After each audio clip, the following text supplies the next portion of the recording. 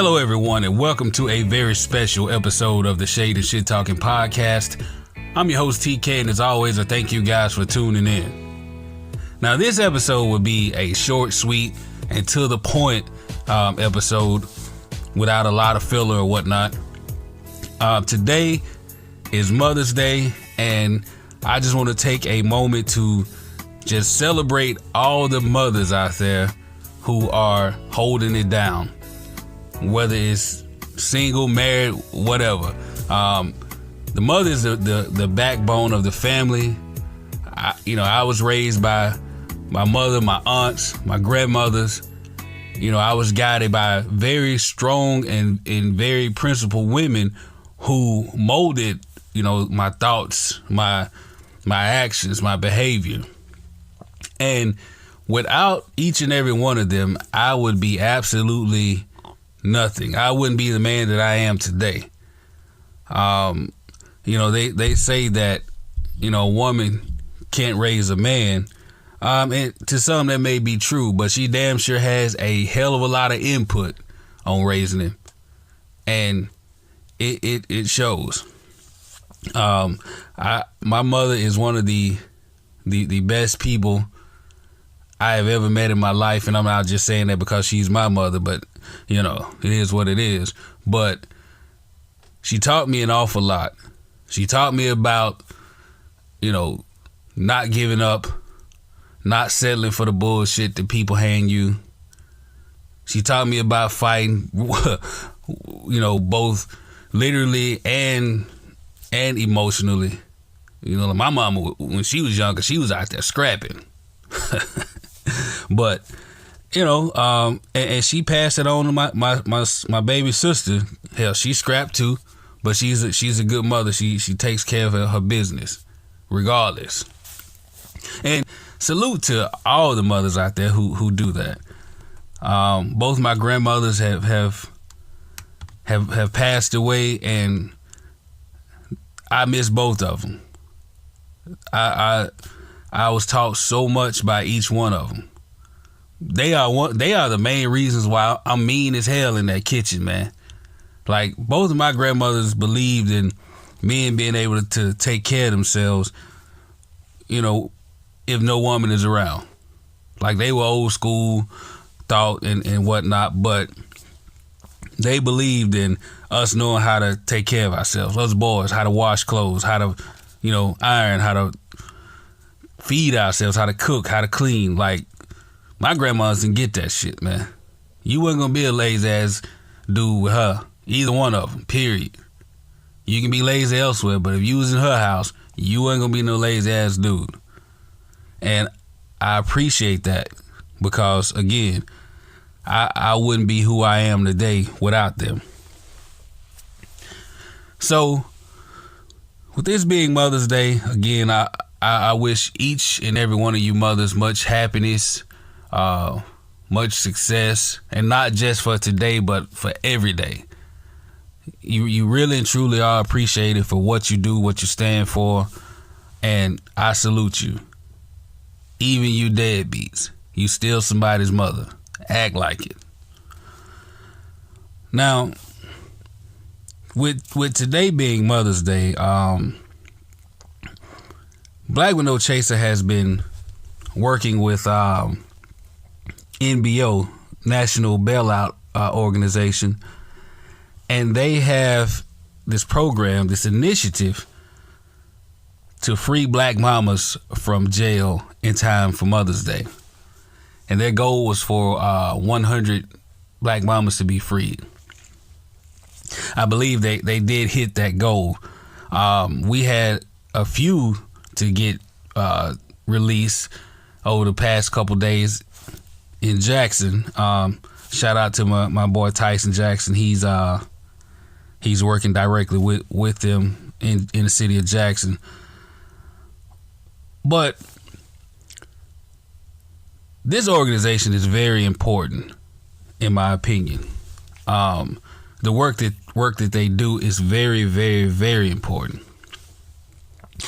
And it goes hand in hand with the something I brought up previous episode about the cash bail system, the justice system, the way that is lacking as far as people of color, black people, are concerned. But it's even more so lacking when it comes to black women. And, you know, like I said, black women are the backbones of our society, not just black society, all of them. Like, they touch everything, directly and indirectly. And, you know, when mothers go to jail, when they languish in jail because of bail money or lack of bail money, their families, all families and communities suffer. The cost to the children of black women is, you can't calculate it with a number. You know, their spouses, their husbands, their boyfriends. Like, you cannot calculate what they mean to us.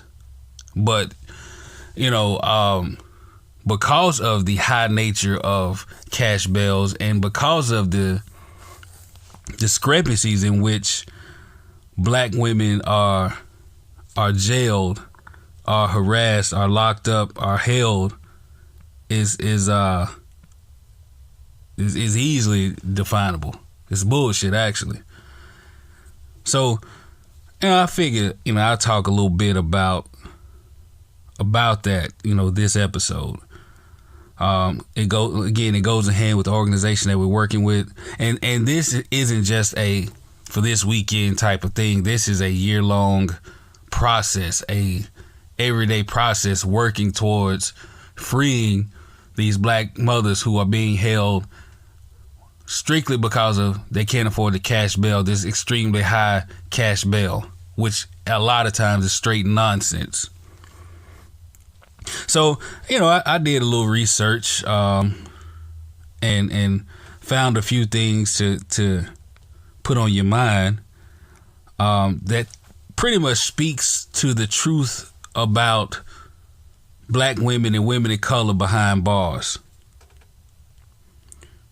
Like, the numbers are very, very eye-popping, very, very eye-opening, very sad if you ask me.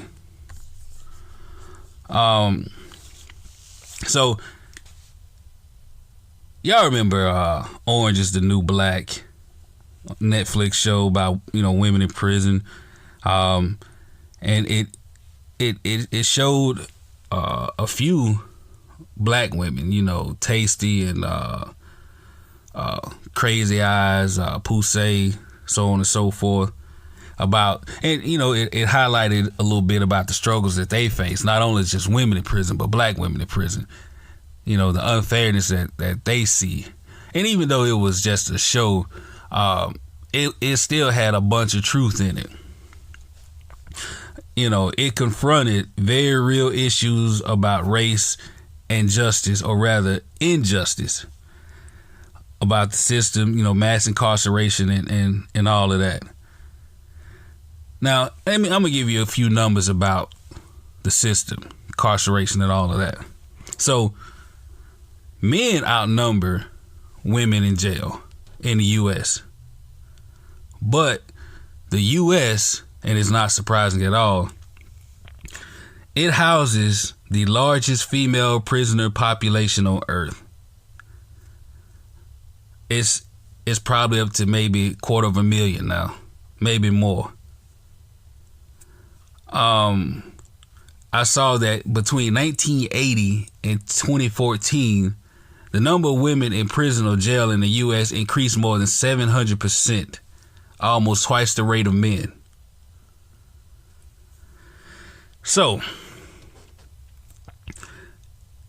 the thing is, black women they are really overrepresented in the criminal justice system.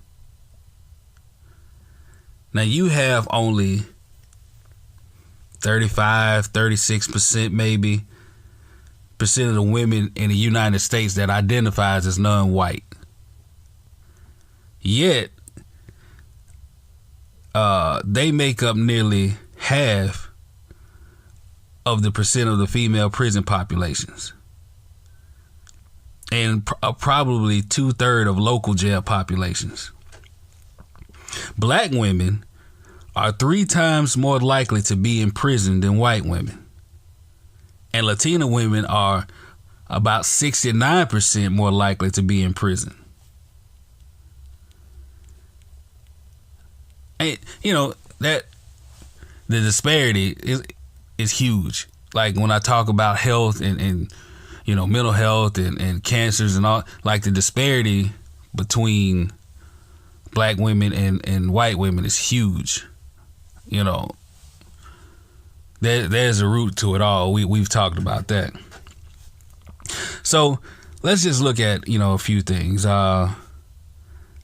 The number of women in prison or in jail in the U.S., like I said, increased more than 700% between 1980 and 2016. Black women are significantly overrepresented in the criminal justice system. 2/3 of incarcerated women are women of color. Here's one that really, stuck out. For every 100,000 white women in the U.S., 53 were incarcerated. That's in 2014. For every 100,000 black women in the U.S., 109 were incarcerated. What's that? Double? Black women are 2 to 3 times more likely to be incarcerated than white women. And this next one is the real kicker, because they start early with the bullshit. But black women between the ages of 18 and 19 are 4 times more likely to be in prison than white teenagers.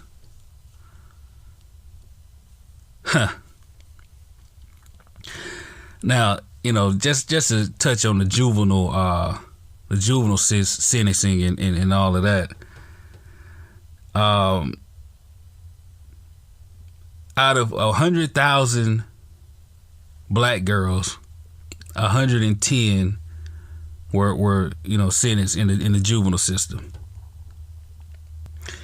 Black girls who are victims of some type of abuse are more likely to be processed by the criminal justice system and labeled as offenders than white girls. On the other hand, white girls who are abused have a better chance of being treated as victims and referred to child welfare and mental health systems.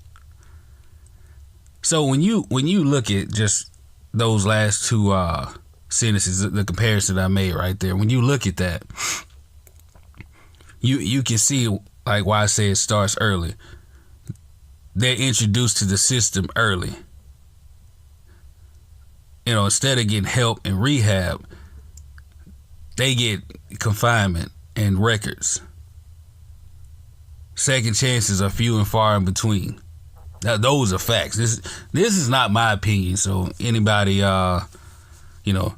peeping this out, this is not me just spewing what I feel, my opinion. No.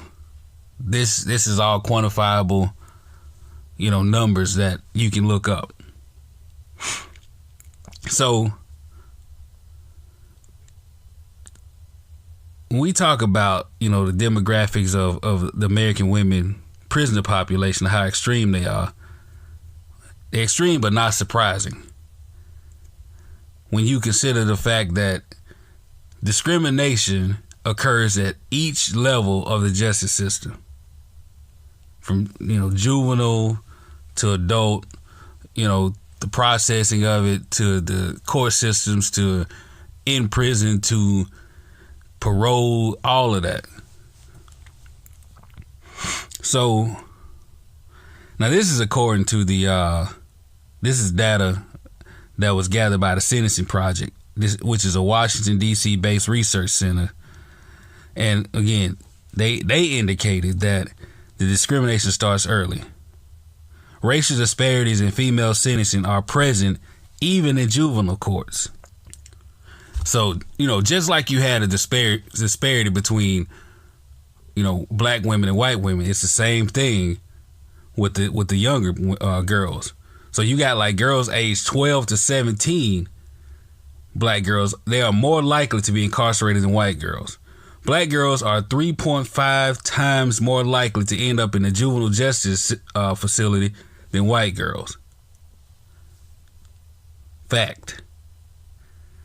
You look at the numbers, you got 110 out of 100,000 black girls versus 32 out of 100,000 white girls.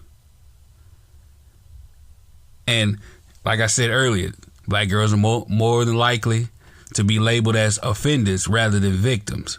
They're denied, services like mental health services. They're denied, rehabilitation services. And all of that results into longer sentences that in turn increases their exposure and their chances to even more of the criminal justice system. And that's how the disparities happen in the adult system. They start young and go all the way through. Shit. So, let's talk about, some of the other aspects of it. Break it down a little bit. You can get to like, racial profiling and assault and sexual misconduct. These same people did a study, and this was in San Francisco. But I don't think it's, too far off. It's hard to believe that it's not close to the same or it's not prevalent everywhere, but we'll just stick with San Francisco.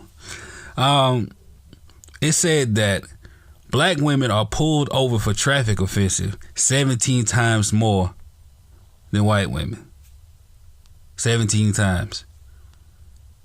Wow. It also went on to say that racial profiling of women, black women, is especially more prevalent in cases involving prostitution and the war on drugs.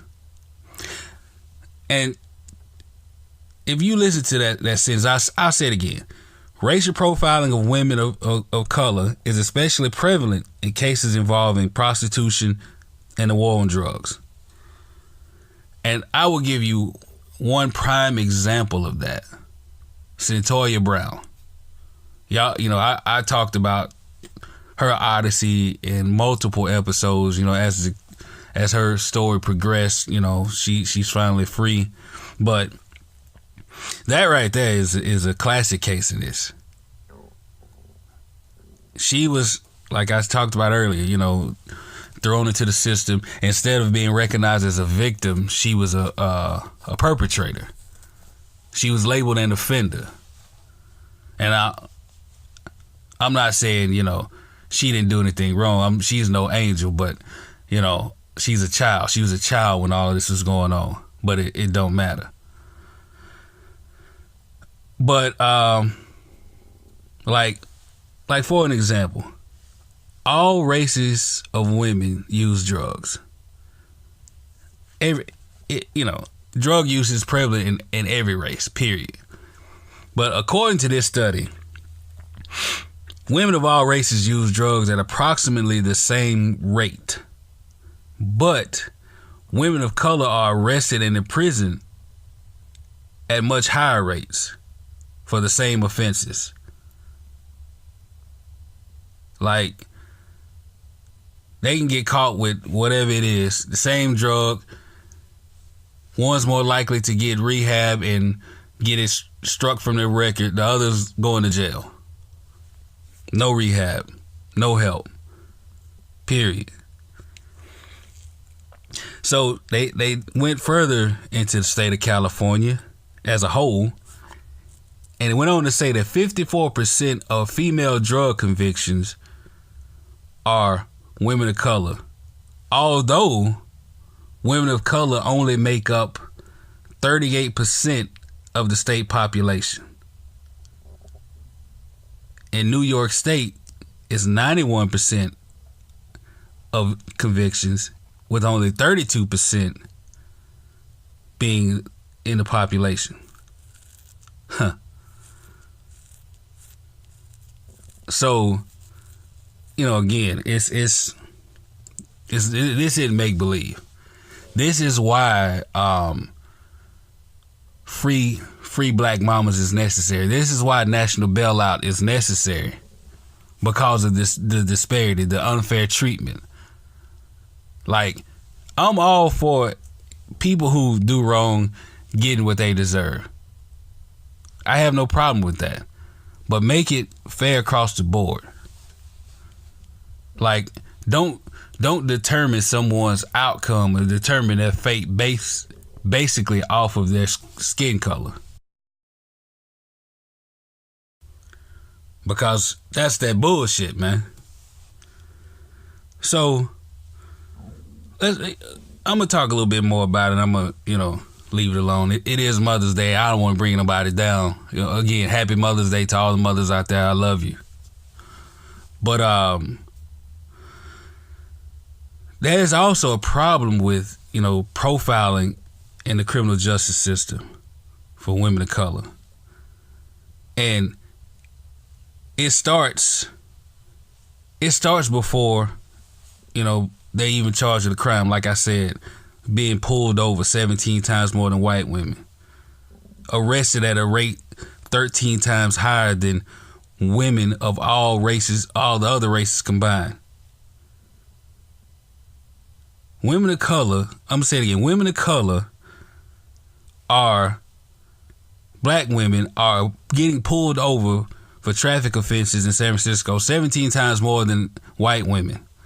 And they are arrested at a rate of 13 times higher than women of all other races combined.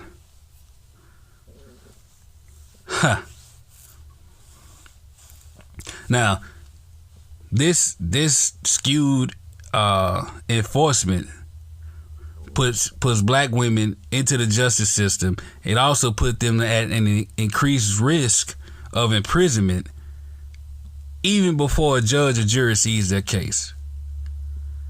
And I'm willing to bet you, a lot of these women that they're bailing out hadn't even been to trial yet.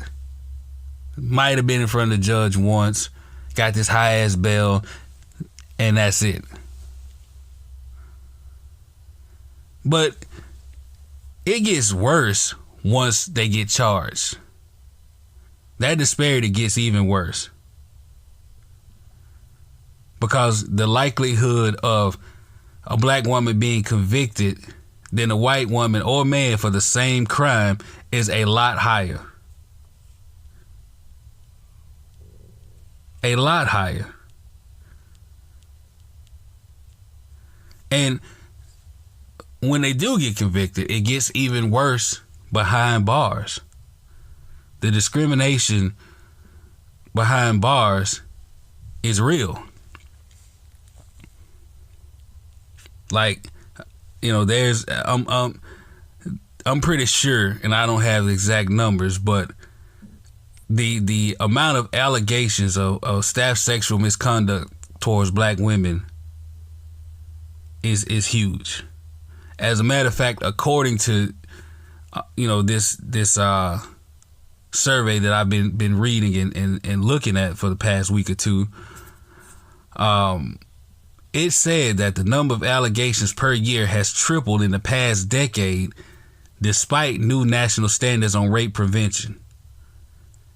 In 2018, for an example, 7 corrections officers from the same New Jersey prison were charged with sexual abuse, enough to ignite a federal civil rights investigation. Sexual misconduct is now a national problem. A 2014 Justice Department study found that allegations of sexual abuse in prisons are on the rise, and women of color, low-income women, are the most vulnerable to abuse. So, again, everything that I'm saying is not, I feel, I think. No. This is all quantifiable, verifiable facts that I'm giving you to state the case of why, again, this initiative is so important. Not just for Mother's Day, but for every day. Like, there would be no need for this if we got the same shake. You know what I'm saying? We don't get a fair shake. We don't get into that. None of this would be necessary if there was justice all the way across the board. Period. And the thing about it, justice starts with a clear understanding of the problem. Like, there will be no justice until the powers that be understand that there is a problem and agree, hey, we have to fix this problem together, regardless of color, regardless of political affiliation, regardless of religion, regardless of any of that shit. There's a problem. We all need to fix it. That's the only way the justice system will work. Because the numbers that I gave you, and there's plenty more numbers that you can look up and see, they don't lie. Black women disproportionately make up the rising number of women behind bars. They are often victims of unfair sentencing. They're often victims of sexual abuse once they're incarcerated. They're often mischaracterized as a perpetrator and not a victim. Period. There's like no way around that. And it's fucking sad. It really is. Now, before I end this, again, I want to shout out NBO, the National Bailout Organization. Like, they are working every day to reunite families. They're working to create a national community of leaders who have experienced this type of incarceration, and they are working with groups across the country to transform harmful systems to keep our people safe and free. So if you have a chance to donate to their cause, to help their cause, please do, because it's worth it. It really is.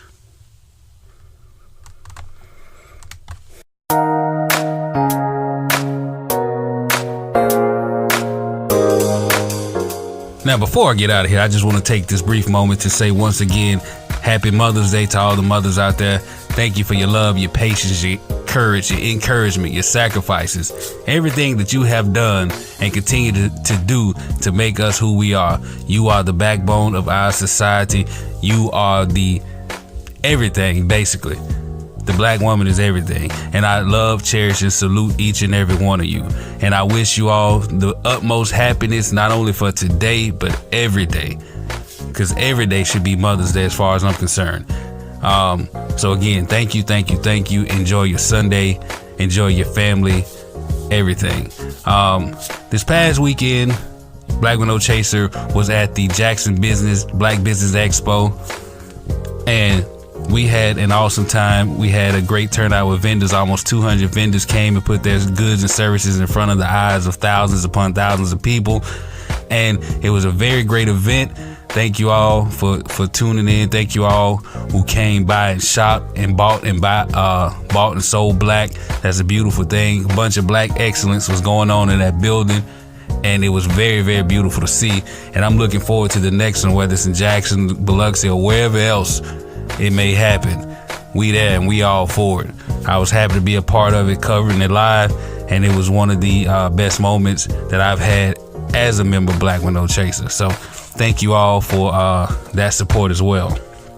Now, again, as I talked about earlier, the National Bailout Organization has a Free Black Mamas initiative that was going on to free 100 black mamas by today, Mother's Day, and it was also a success. There was a bunch of mothers who were reunited with their kids, with their families in time for the holiday. It's a beautiful thing. And I'm looking forward to participating in more and more of those events throughout the year to keep this thing going and to free Black mothers who are wrongfully incarcerated, who are wrongfully being held simply because they are Black and poor and can't afford the bail.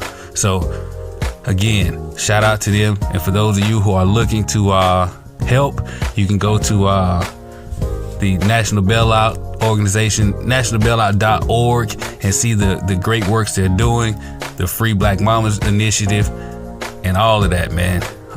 They do need our help, continued financial help and support to make sure that many, many more get bailed out and get from under the travesty that is known as cash bail. The whole system needs to be reformed. And that's what they're working towards. So again, thank you all. Thanks for supporting us. Black with No Chaser. Thank you for supporting the Shade and Shit Talking podcast. I look forward to talking to you guys every single week. And I really and truly enjoy it. Thank you, thank you, thank you. And again, happy Mother's Day.